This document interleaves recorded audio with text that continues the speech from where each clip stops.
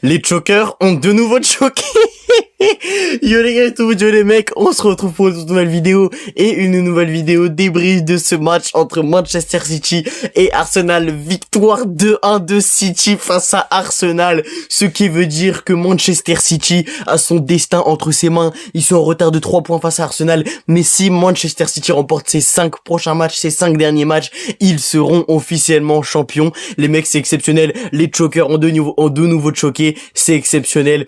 On va en parler dans cette vidéo. Avant que la vidéo débute, n'hésitez pas à vous abonner, liker, partager et commenter. Et on est tout de suite partir que les gars, on change pas une équipe qui gagne. On change pas une équipe qui gagne, les gars. Arsenal qui perd encore aujourd'hui, les mecs. Gabinho chiale profondément. Gabinho, je ne te vois plus. Gabinho, on ne t'entend plus, frérot. Qu'est-ce qui s'est passé? Arsenal a encore une fois perdu aujourd'hui. Arsenal a eu beaucoup de chance sur le but parce que Arsenal a été faible dans le jeu aujourd'hui, mais c'est de nouveau pareil. Arsenal n'y arrive pas. Arsenal ne mérite pas la première ligue. Arsenal ne mérite pas la Ligue des Champions. Et Arsenal mérite d'être deuxième et de rester deuxième à vie. Parce que la performance aujourd'hui d'Arsenal, elle est pas convaincante. Encore une fois, il n'y a pas d'identité de jeu. Il n'y a pas de style de jeu. Ça compte que sur les corners. Ça compte que sur les erreurs adverses. Les gars, regardez le but d'Arsenal aujourd'hui. C'est Kai Havertz qui marque. Mais Kai Havertz, il a eu énormément de chance sur le but. C'est une erreur de Donnarumma qui refait face à ses anciens cauchemars de balle au pied. Les gars, Arsenal, c'est pas convaincant. Arsenal, ça se crée pas de réelles occasions. Alors oui, t'as le poteau d'Eze, t'as le poteau de Gabriel. Certes, t'as des occasions, mais encore une fois, regardez le poteau de Gabriel, il vient de quoi? Il vient d'un corner, d'un coup franc, pardon. Le poteau d'Eze, ça vient d'un truc individualiste. Un crochet, une frappe ensuite. Il y a pas d'identité de jeu collective. Arsenal est une équipe individuelle. Ça essaye de se créer un collectif. Ça veut jouer en collectif, mais ça n'y arrive pas parce que Arsenal n'est pas fait pour jouer comme ça. Arsenal, c'est une équipe comme l'Atlético. C'est deux équipes très identiques qui jouent le haram ball. Ils essayent de gagner dans les derniers instants sur des coups de pied arrêtés, sur une spécificité. Là, c'est eux, c'est les coups francs et les corners. Sinon, il y a que ça. Arsenal, ça n'y arrive pas. Et encore une fois, les gars, moi aujourd'hui, mon prono, je vous dis la vérité, c'est 3-0 ou 3-1. Là, il y a eu 2-1 aujourd'hui, mais il y aurait dû avoir plus de buts. City aurait dû marquer plus pour déjà de 1 pour le goal average et de 2 pour se mettre plus vite à l'abri. Parce que Manchester City a eu les occasions. Notamment le poteau de Erling Haaland. Il y a eu beaucoup de montants. En première mi-temps, c'était compliqué, mais des deux côtés. Les deux côtés n'y arrivaient pas. Il y avait énormément d'erreurs techniques. Les erreurs techniques qu'il y avait aujourd'hui, c'était dégueulasse. Et il y en a un qui est arrivé, qui a tout changé. C'est monsieur Ryan Messi. Les gars, au bout d'un moment, Ryan Cherki, c'est trop. Monsieur Ryan Cherki, les gars, c'est trop. Au bout d'un moment, commencez pas à dire qu'il est pas titulaire avec l'équipe de France en Coupe du Monde. Ce mec-là, c'est beaucoup trop. C'est lui qui a sonné la révolte pour Manchester City. C'est lui qui marque le premier but. C'est lui qui réveille tous les Chet Stadium. C'est lui qui met en feu, qui met en pétard les supporters. Ce mec, Ryan Cherki, c'est trop fort. Ryan Cherki a pris d'énormes dimensions. Le mec vient de Lyon. Le mec a eu un transfert de Lyon à City. Tout le monde pensait qu'il allait flop comme Kuzanov qui est passé de Lens à City. Il a flop, on l'a vu. Mais là, Ryan Cherki, il est inhumain. Ryan Cherki, ce mec, c'est incompréhensible. Le duo Ryan Cherki et Erling Haaland, c'est beaucoup trop fort, les mecs. Les mecs, c'est trop fort. Les mecs, il faut se dire la vérité. Aujourd'hui, City, ça a été convaincant. Surtout, les gars, Ryan Cherki, j'en reviens dessus. Ce mec, c'est pas possible. Ce mec Ryan Cherki, les gars, c'est trop, mais ça, au bout d'un moment, on le répète à chaque fois. À chaque fois, on le dit, on le répète. Ce mec-là, Ryan Cherki, c'est trop, et ça restera beaucoup trop fort. Je pense qu'il faut qu'il continue comme ça. Alors maintenant, oui, on peut pas parler de Ballon d'Or parce que Ryan Cherki joue dans un Manchester City qui est déjà éliminé de la Ligue des Champions. Donc, c'est dommage pour lui, mais Ryan Cherki, c'est très fort, les gars. Je vois beaucoup de gens sur les réseaux, etc., qui disent que Ryan Cherki, c'est surcoté, mais à un moment, il faudrait arrêter. Regardez votre télé. Encore une fois, ce soir, on peut pas dire que Ryan Cherki a été surcoté parce que la performance de Cherki, encore une fois, c'est une performance XXL, et c'est pas le seul, du côté de Manchester City qui a fait une performance XXL, pardon. On va commencer par Donnarumma. Déjà, Donnarumma, il a fait cette erreur. Cette erreur, pour moi, elle a gâché son match, mais Donnarumma s'est réveillé. Donnarumma a sorti quelques parades salvatrices pour laisser Manchester City devant ou à égalité. Donnarumma, en fait, son match, il est mitigé parce qu'il fait une erreur qui baisse très clairement son match. Ça but pour Arsenal marque juste un but sur ça. Mais d'un autre côté, t'as plusieurs arrêts de Donnarumma qui te font plaisir et qui te sauvent. Parce que une fois, je me souviens sur une contre-attaque, t'avais Martin Odegaard qui partait, qui a fait une passe pour Havertz. Donnarumma, il te sort un arrêt exceptionnel. Et puis après, derrière, il plonge. Bref, franchement, Donnarumma, son match, il est pas assez convaincant, mais il t'a sauvé dans les moments où il le fallait. Mais il t'a poignardé dans les moments où il le fallait pas également. Juste après ton but, il vient te mettre cette passe décisive pour Kai Havertz. Donc non, franchement, Kai Havertz était très intelligent sur ce match-là, mais Donnarumma, c'était compliqué balle au pied. Mais sinon, hein, Donnarumma, on le sait que sur sa ligne et puis même dans sa surface, Donnarumma c'est très très fort, mais quand le ballon est dans ses pieds, c'est plus compliqué. Sur le côté droit, j'ai bien aimé Matheus Nunes qui montait beaucoup, qui a même fait une passe décisive. J'ai bien aimé Matheus Nunes, il a été très bon, j'ai trouvé. Comme je le dis, hein, il a bien monté, il a aidé Semenyo parce que Semenyo, il était en grande difficulté. Semenyo, j'ai pas trop aimé son match, hein. Il a été en énorme difficulté face à la défense d'Arsenal. Après, on sait très bien que la défense d'Arsenal, c'est une très bonne défense. Mais du coup, Matheus Nunes qui est venu l'aider, qui a apporté offensivement, qui a très bien tenu la baraque défensivement.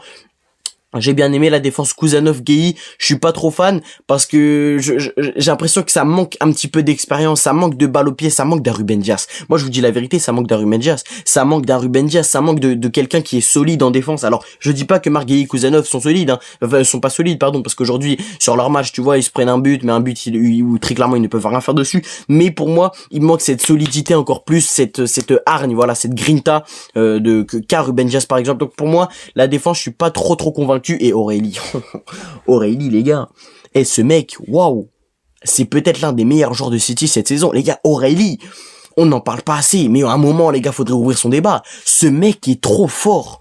Aurélie les gars, ce mec est trop fort. Ce mec apporte offensivement, techniquement parlant, balle au pied, il est trop fort défensivement, il est bon. Les gars, Aurélie, aujourd'hui, ça a été encore une fois très convaincant. Face à Chelsea, c'était exceptionnel, il avait même marqué un but. C'est souvent lui qui délivre Manchester City des situations galères. Là, aujourd'hui, Aurélie n'a pas marqué ni fait de passe décisif, mais quel apport! Il a énormément apporté. À Doku, il a beaucoup aidé Doku. Au milieu de terrain, il venait beaucoup aider. Offensivement, il a fait le pressing. Défensivement, il a été très bon. Il a bien gardé son joueur. Franchement, Nico Aurélie, les gars, il faut mettre du respect sur ce joueur. Nasser d'ailleurs, n'hésite pas, hein. Mais au bout d'un moment, Nico Aurélie, très bon match aujourd'hui. Bernardo Silva, les baby, c'est quoi cette équipe de City qui nous a fait un match exceptionnel? Finalement, les individualités de City, elles ont été monstrueuses. Monsieur Bernardo Silva, en capitaine, qui a sauvé City. Les gars, il a sauvé Manchester City. Sur une contre-attaque à un moment, il y a Kai Havertz qui part. Bon, certes, il y a une main de Kai Havertz, mais le sauvetage qu'il fait, le retour défensif de malade, la grinta, il est capitaine. Sa dernière saison avec City, il se bat jusqu'au bout. Ce mec se bat jusqu'au bout, on le voit, hein. Dans les derniers instants, 95e minute de jeu, c'est lui qui dit venez, on va presser. C'est lui qui le premier qui presse, alors que ce n'est pas lui le premier attaquant, c'est lui qui vient presser. Non, franchement, c'est trop. Franchement, c'est très fort, Bernardo Silva. Rodri à côté, pour moi, j'ai pas encore du tout aimé. J'ai pas du tout aimé Rodri. Alors, ok, c'est une bonne qualité de passe, c'est tout. Moi, Rodri, j'ai pas aimé. C'est peut-être solide défensivement, mais c'est pas fou. Bernardo Silva, pour moi, à côté, c'est 1000 fois mieux. Même si c'est pas le même poste. Rodri, c'est plus défensif et Silva plus offensif. Il est sorti même sur blessure, Rodri. Donc ça, c'est un petit peu dramatique, hein. Parce que là, je crois que c'était en début de saison face à Arsenal. Du coup, il était sorti sur blessure, pardon. Et là, il ressort sur blessure. Donc ça, c'est un petit peu le truc chiant. En plus, il est sorti vers la fin du match, à 88e minute de jeu. Donc, c'est un petit peu dramatique. Semenyo sur le côté droit, j'ai pas aimé. Il a pas été bon pour moi. Il est sorti à la fin du match, mais j'ai pas du tout aimé Semenyo. Il a pas assez nourri Erling Haaland devant. Par exemple, un Jérémy Doku l'a bien nourri. Ryan Cherki, bon, ce mec c'est trop, il a bien nourri. Et Erling Haaland s'est nourri tout seul, hein, avec ce but très clairement qu'il a marqué, s'est nourri tout seul. Mais ouais, du coup, Semenyo, j'ai pas aimé. Il a pas été assez bon pour moi. Alors, au début du match, il se mettait dans les jambes, etc. Mais il se mettait en jambes, pardon. Mais après, j'ai pas aimé ce qu'il a fait offensivement, ce qu'il a proposé offensivement. Même défensivement, j'ai pas trop aimé Semenyo. C'est un petit peu dommage parce que Semenyo, c'est un bon joueur de foot, hein. C'est un très bon joueur de foot. Mais pour moi, il s'est pas encore une fois très bien adapté à Manchester City. Après, c'est le temps d'adaptation, encore une fois, là je viens de le dire. Donc pour moi, Semenyo aujourd'hui est passé un petit peu à côté. Ryan Cherki, je l'ai dit, je le répète, Ryan Messi, ce mec c'est beaucoup trop fort, c'est titulaire à la Coupe du Monde. Jérémy Doku, encore une fois, et lui faut en parler. Les gars, techniquement, offensivement, mais le mec offensivement ne perd pas un ballon. Offensivement, le mec ne perd pas un ballon. S'il le perd, c'est parce qu'il y a faute. Le mec, les crochets qu'il fait, les feintes de corps qu'il fait, c'est trop fort. Jérémy Doku, c'est trop fort. C'est trop fort. Il n'y a pas un ailier gauche à l'heure actuelle qui est meilleur techniquement que Ryan Cherki. Que Jérémy Doku. Les gars, c'est beaucoup trop fort, Doku. Doku, ailier gauche, c'est beaucoup trop fort. Alors, de l'autre côté, t'as un Lamine Yamal avec le FC Barcelone qui est très fort techniquement, mais ailier gauche, t'as personne. Me parlez pas de Luis Diaz, de Gvara, de je sais pas qui, de Greenwood. Hein. Bonne blague, hein, d'ailleurs, l'OM qui a perdu hier. Bref, Jérémy Doku, c'est beaucoup trop fort techniquement. Il apporte offensivement, les gars, c'est trop. Jérémy Doku, franchement, énorme respect. Et Erling Haaland, encore une fois, qui a bien cherché l'embrouille, l'emmerde avec Gabriel. et c'est ça qu'on veut. En tant que supporter parisien, je me suis régalé les mecs. Défaite de Arsenal plus une petite bagarre avec Erling Haaland et Gabriel. Franchement, Erling Haaland, et puis même à la fin du match, Erling Haaland, il regarde comme ça. D'ailleurs, il y a moins que ce soit la tête sur la miniature. Je sais pas encore ce que je vais faire.